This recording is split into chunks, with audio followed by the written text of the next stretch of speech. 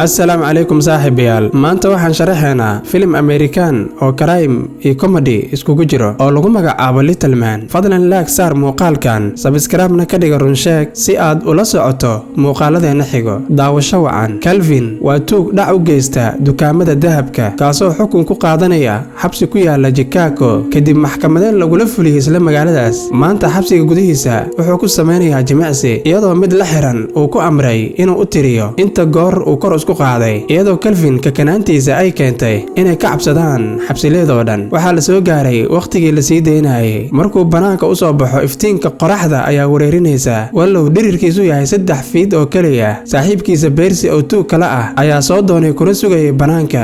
Markuu gaariga rabay inuu ku qaado ayuu albaabka ku dhufanayaa isagoo arkaynin. Percy wuxuu ogeysanayaa Calvin isagoo waqti iska luminaynin dhicitaankooda xigo. Nin gangster ah oo halis ah oo Woken la yiraahdo ayuu Percy heshiis kula soo galay inuu ka soo dhaco dukaanka dahabka Diamond $10,000 jooga. Calvin oo waqtigiisa xabsiga ku soo raaxaystay ayaa aqbalaya heshiiska isagoo kala jeclayn in mar kale ku laabto. Kuwani waa qoys lagu magacaabo reer Edward, waa lamaane mar walba isku buuqo oo fikradahoodu ay midaysnayn. Daryl wuxuu aad ugu ooman yahay inuu aabba noqdo halka xaajiyada guriga Vanessa laftigeeda ay jeceshahay qoys buuxa inay noqdaan, laakiin muhiimadeedu koowaad waa shaqo iyo inay lacag tabcato intay hooyo noqon ka hor. Waqti lamaanahan ay maqaayad joogeen, Vanessa ay isku dayeysay inay Daryl u sheegto war fiican, laakiin isaguna namar baa ku taagan. Wuxuu moodahay uur inay leedahay, isagoo wax fursad u siinin inay sii hadasho ayuu kor ugu dhawaaqay dadka maqaayada joogay in xaaskiisa uur leedahay, kuwaasoo si farxad ay ku dheehan tahay sacab ku dhiirigelinaya lamaanahan. Vanessa oo yaabana u sheegtay in arrinta saas ahayn oo warka wanaagsan ay u sheegi rabta ahaa inay dalacsiin ka heshay dhanka shaqada. Isagoo qalbi jabsan ayuu Daryl u hambaliyay xaaskiisa, iyadana kama daadegin arrintaas. lamaanahan xiriirkooda dhaawaca soo gaaray fikirkooda oo kala duwan awgiis. Meel kale, Calvin iyo Percy ayaa u socda dukaanka dahabka si ay Diamond-ka uga soo dhacaan. Percy oo boorso soo geliyay Calvin ayaa gudaha bankiga la galay. Inta uu mashquulinayo maamulaha dukaanka ayuu Calvin si dhuumasho ah ku galay qaanada, wuxuuna si farsamaysan u xadayaa dahabka. Wax walba si habsami leh ayay ku socdeen ilaa uu ay soo ceyrsaday Calvin oo la galay boorsada. Naagta lahayd eyga ayaa qaylisay markay dhawaaqa eygeeda ka maqashay boorsada xaggeeda. Marka tuugtu cararaan, maamulaha baqaarkana ogaada Diamond-ka oo maqan, si degdeg ah ayuu ku wacayaa booliiska. Si kadis ah Percy waxaa joojinaya xanuun adag oo lugta dhankeeda ka soo wajahaya. Calvin-na u maleynayo inay xabad ku dhacday, laakiin muruq booday inay ahayd ayay ogaanayaan. Intii orodkooda ay ku sii jireen dukaan ayay galeen si ay iskugu qariyaan xilli booliisku weli daba socday. Waqtigaasoo lamaanaha reer Edward dukaanka ka adeeganayeen, iyagoo sidii caadada ahaydna ay doodayeen.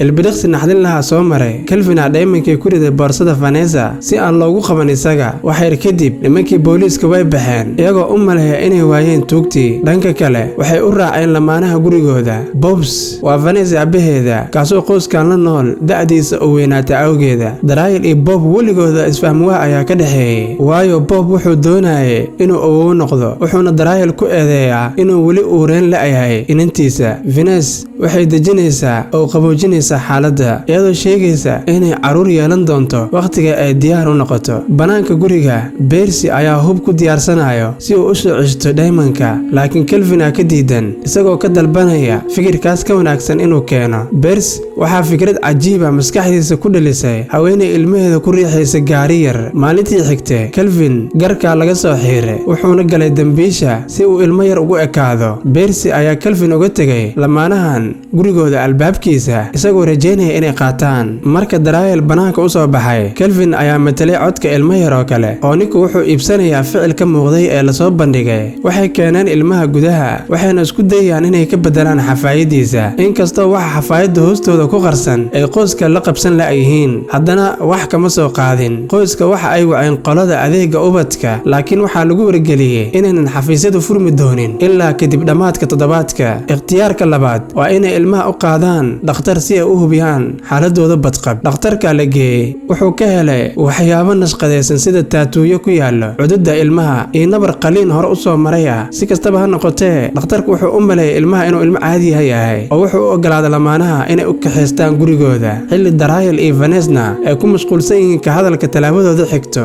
Calvin ayaa banaanka ula soo baxsanayo boorsada Vanessa, laakiin nin booliis ah wadada ku qabtay oo dib ugu soo celiyay. Ilmaha ayaa Vanessa ugu yeeray hooyo, taasoo dhalaalay ilaalisay qalbigeeda waxayna go'aansatay inay sii haystaan ilaa waalidkiisa ka helayaan. meel kale Percy wuxuu la kulmayaa gaangiistarka weyn ee Woken kaasoo ka shakiyay in dheemantiisa ay la baxsadeen. wuxuu ugu hanjabayaa Percy inuu ku soo celiyo 24 saac gudahooda haddii kalena isaga iyo saaxiibkiiba ay dhiman doonaan saacadda 25aad. marka lagu noqdo guriga Calvin yare ayaa ka yaabiyay Pops kaasoo u maleeyay Chucky. Pops si cad uma jecla isaga iyo joogitaankiisa gurigaba laakiin gabadhiisa darteeda ayuu iskaga daynayaa. isla fiidkaas Vanessa iyo Daryl waxay qabteen xaflad ay si rasmi ah ugu soo dhaweynayeen Kevin qoyska. lamaanaha saaxiibadooda soo xaadiray kuwaasoo jaleecadii horeysaba u maleynayay Kevin inuu yahay ilmo foolxun. hal saaxiib ayaa isku dayaysa inay qof wanaagsan iskaga dhigto una dareensiiso farxad iyadoo ugu yeeraysa mid la jecel yahay. inkastoo Kevin uu jilayo sida ilmo yar ma xakameyn kara rabitaankiisa ragnimo. waxa uu qabsaday mid ka mid ah saaxiibada Vanessa oo isku dayay inuu qabto laakiin iyada way iska qabanaysay. marka hoos ay ugu soo dagootay wuxuu siiyay shumis macasalaameena oo si awood ku jirta u qabsaday ilaa ay yaabtay. lamaanaha arrintan way ka amakaageen haddana way ismoogsiiyeen. xilli dambe isla habeenkaas Kevin wuxuu isku dayay inuu u dhawaado Vanessa dhowr jeer. marka horeeta si qurux badan oo ugu yeeray inay la qubeysato kadibna madaxa ayuu ka riixayaa markay isku dayaysay inay ciyaarsiiso kahor intaynan seexan. lamaanaha waxay dhigeen isaga gudaha sariirtiisa si uu u hurdo. Kevin wuu soo toosay saq dhexe iyadoo ugu dambeyn u go'aansaday inuu fuliyo howlgalkii meesha u joogay. sariirtii ayuu ka soo booday oo hoos ayuu u soo dhaadhacay si uu u waco Percy. inta uu ku jiro koolkaas Pops ayaa arkaya isagoo ku hadlaya sidii qof weyn oo kale taleefanka kaasoo ku faraxsan inuu matalo ilmo yar. isla markaa Daryl soo toosay laakiin wuxuu rumaysan lahaa sheegada Pops ee ku saabsan ilmahan yar inuusan cunug yar ahayn. Daryl wuxuu u maleynayaa in Kevin ay gaajo soo kicisay saas darteed caano u sameynaya. wuxuu kaloo ka damqanayaa ubadka iyo caruurnimadiisa oo xumaan joogta haddii loo geysto ay saameyn ku yeelanayso kobciisa mustaqbalka dambe. in yar kadib Vanessa iyo Daryl oo isla uuminaya sariirta waxoogaa qajalaad ah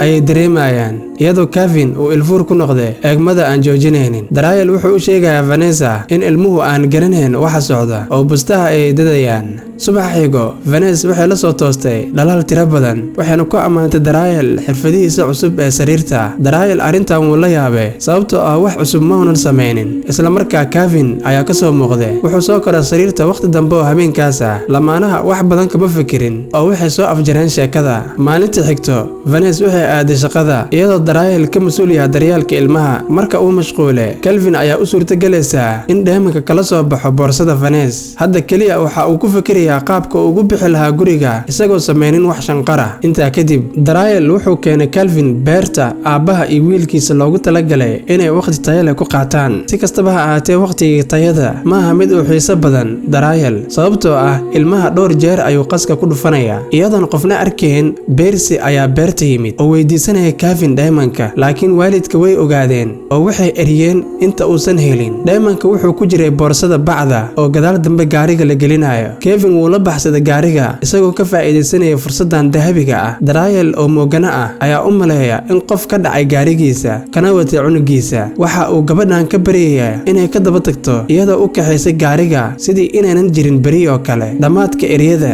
Daryl wuu borooranaya isagoo leh ilmahan yar uma qalmo khatartan gawaariyada isceyrsanaysa. ugu dambeyn baabuur booliisa istaajinaya Kevin waxay u maleynayaan tuhmanaha inuu baxsaday cunuga yarna way badbaadinayaan. meel kale Percy waxa uu u tagay gaangiistarkii isagoo wata boorso xafaayado kala nooca ku jiraan oo ka soo qaaday beerta. Woken markuu boorsada kala furay wuxuu ka helay halkii dheemanka xafaayado wasaq ah. weli gaangiistarka wuxuu siinayay Percy waqti dheeri ah si uu u helo dheemanka dhabta ah. wuxuu si qarsoodi ah u amray gacan-yareyaashiisa inay daba kacaan Percy iyo saaxiibkiisa hadday soo heli waayaan dheemankana ay dilaan. maalintii xigtay Daryl iyo saaxiibadiisa waxay Kevin u qaadeen ciyaarta xeegada barafka xilli qofna u jeedin. Kevin wuxuu dheemanka ka soo qaaday bacda xafaayada. markii Daryl uu u soo jeestana wuxuu si degdeg ah u geliyay dhagaxii afkiisa oo wuu laqay si aan loogu qabsan. ciyaarta ayaa si fiican u socotay ilaa Calvin uu arkay shaqaalaha lugaha shidan oo uu ku khasbay inay cabitaanka ku dul daadiso Daryl. markay guriga ku soo noqdeen lamaanaha waxay seexiyeen Calvin waxayna go'aansadeen inuu u dhigaan xaflad dhalasho maalinta xigto. xafladda intay socotay Calvin waxa la sameynayaa u cuntami weyso caajis maskaxiyan oo dareemaya. si kastaba kastaba ha ahaatee marka ay gaadhay in keega la gooyo ayay niyadiisu kacday sababtoo ah qofna weligii ma tusin jacaylka intaa la eg. aad buu ugu mahad celinayaa inuu helay waalid aad u daryeela isaga. isla markaana Pops wuxuu jooga casho markuu wararka ku arkayay wejiga Kevin wuxuu ogaaday in ilmaha dhab ahaantii yahay dambiile wuxuuna doonayaa inuu kashifo. wuxuu u soo ordayaa dhanka xafladda oo waxa uu siinayaa bombile hadiyad ahaan. waxa Kevin uusan ogeynayaa in kaamira qarsoon ay gudaha ku jirto. xafladda dhalashada kadib Kevin wuxuu cabayaa sharoobo calooshiisa socodsiisa si ay uga caawiso inuu dheemanka banaanka u soo saaro. qorshuhu wuu u shaqeynayaa laakiin Vanessa helaysa dheemanka iyadoo bedelaysa xafaayadda. waxay aaminaysaa in hadiyad ninkeeda xaggiisa uga timid inay tahay iyadoo faraxsan ayay hab siinaysaa. Daryl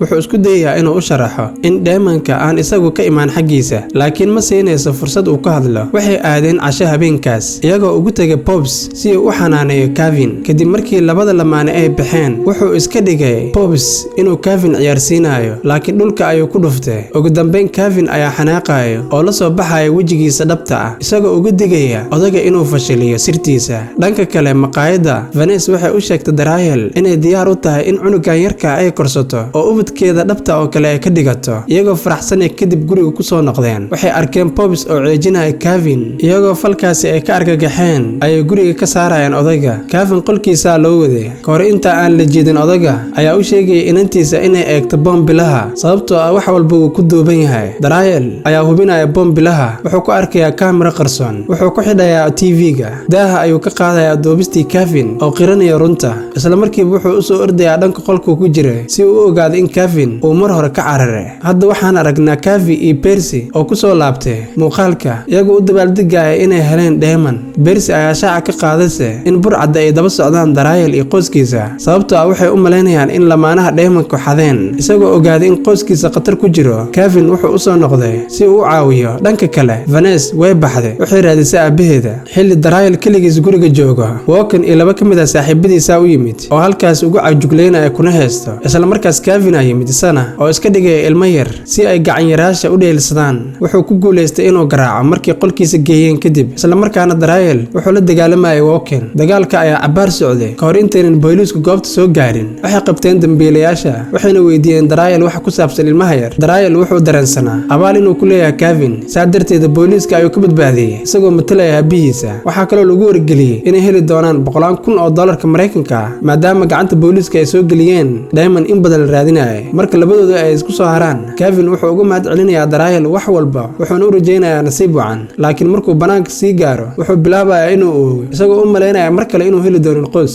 Darylna wuu ka xun yahay wuuna ka murugsan yahay bixitaanka Kevin. ugu dambeyntii wuxuu go'aansanayaa in Kevin xubin qoyskiisa ka mid ah sii ahaado. goobta dhamaadka Kevin iyo Pops waxay ciyaarsiinayeen cunuga ay dhashay Vanessa iyadoo qof walba la yaaban yahay Kevin iyo cunuga oo isku ekaaday.